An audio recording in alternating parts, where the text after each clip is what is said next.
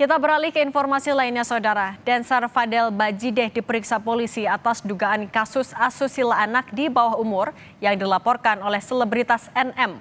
Pada pemeriksaan perdana, Fadel menjalani pemeriksaan selama 6 jam. Itu yakin, itu karena ya ini semua fitnah kan, jadi gue yakin. Lurus semua, lancar-lancar semua. Dancer Fadel Bajideh menjalani pemeriksaan perdana sebagai saksi atas dugaan kasus asusila anak di bawah umur yang dilaporkan oleh selebritas NM. Pemeriksaan Fadel berlangsung 6 jam. Kepada polisi, Fadel menjelaskan kronologi hubungannya dengan anak selebritas NM hingga membantah tudingan tindakan asusila anak di bawah umur.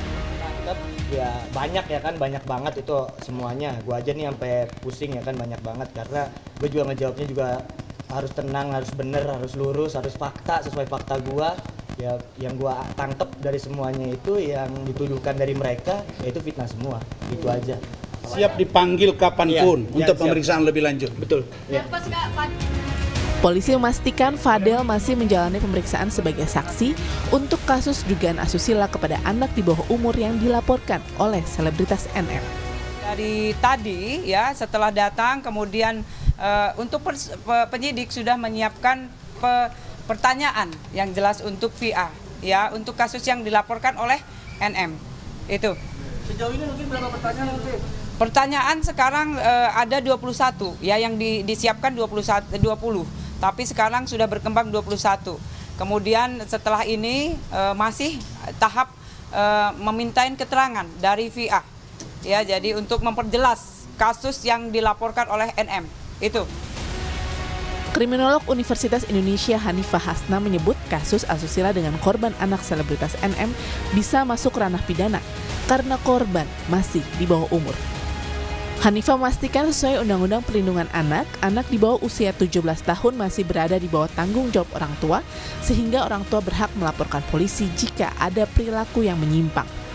Usia 17 tahun itu masih tergolong anak. Karena sesuai dengan Undang-Undang Perlindungan Anak 0 sampai 18 tahun itu masih masuk dalam kategori anak.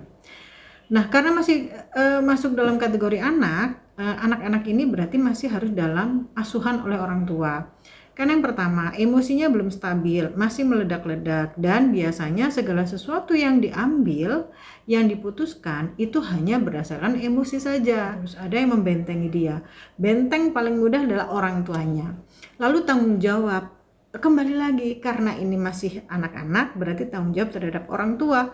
Jadi bagaimanapun juga senakal-nakalnya anak ini akan dikembalikan kepada orang tua karena orang tua yang bertanggung jawab.